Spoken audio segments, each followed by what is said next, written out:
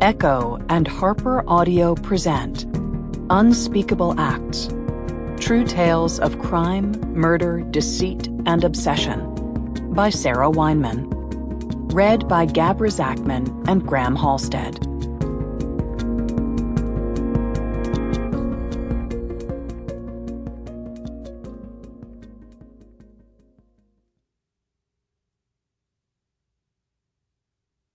A note before we begin. Don't forget to download the accompanying enhancement PDF from your audiobook provider or go directly to www.harpercollins.com/audio/unspeakable acts. It contains a list of other notable crime stories. Introduction by Patrick Radden Keefe. When I was in 4th grade, kids told stories about a killer who was supposedly stalking the area. This was in Milton, Massachusetts, a suburb of Boston, in the mid-1980s.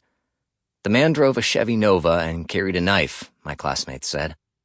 He was known as the Milton Quincy Stabber. I don't have many specific recollections of 4th grade, but I can vividly remember walking out of art class, positively vibrating with terror. The Stabber was at large in our area and would almost certainly stab again.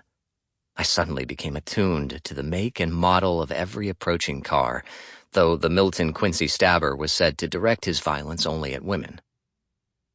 If I ever learned what became of the Milton Quincy Stabber, I have forgotten. Which is strange when you think about it, because even as children, we are drawn to the puzzle of crime narratives. And if we read them compulsively, it's often because we feel compelled to hunt for a solution.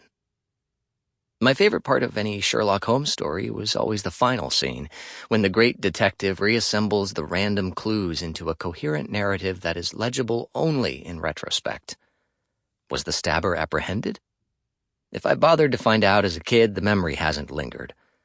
What has stayed with me, indelibly, is that first vicarious brush with the concept of random murder, the whiff of mortal fear, the revelation that sometimes life doesn't stretch out before you in an unbroken path to old age. Sometimes it terminates abruptly when a stranger pulls over in his Chevy Nova. A few years ago, I spent some time back in Massachusetts to report the story of an unrelated killing, and while I was there, I started thinking about the Milton Quincy Stabber. When I ran the phrase through Google, however, nothing came up. My mind flipped through a sequence of bizarre explanations. Had one of my 4th grade classmates invented the Stabber? This was a feature of childhood before the advent of the search engine. Nobody fact-checked anything. Wild legends circulated, like the one about the untimely death of little Mikey, who made the suicidal mistake of mixing Coke and Pop Rocks. But could someone have invented a serial killer? Even as I weighed this possibility, a more troubling scenario presented itself.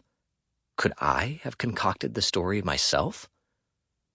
As a child, I had a febrile imagination, not a fantasy life per se, but the attention of an actuary to the probability of improbable catastrophes.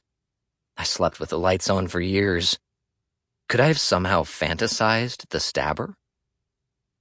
I mention all this because the whole episode captures 2 distinct elements of our relationship with stories about real crimes.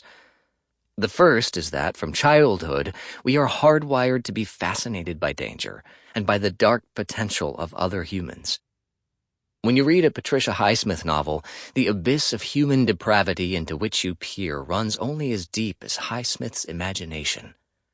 But a true story of human cruelty engages and implicates the reader in a more profound and unsettling way. The story of the Milton Quincy Stabber was also a story, with the familiar contours of a fairy tale. A predator, a string of innocent victims, a hunting ground that children should avoid. If true crime is enjoying a renaissance at the moment, I think it is at least in part a function of narrative modalities. Bingeable, long-form, serialized storytelling lends itself particularly well to tales of investigation.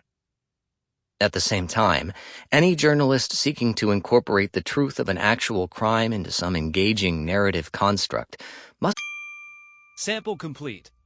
Ready to continue?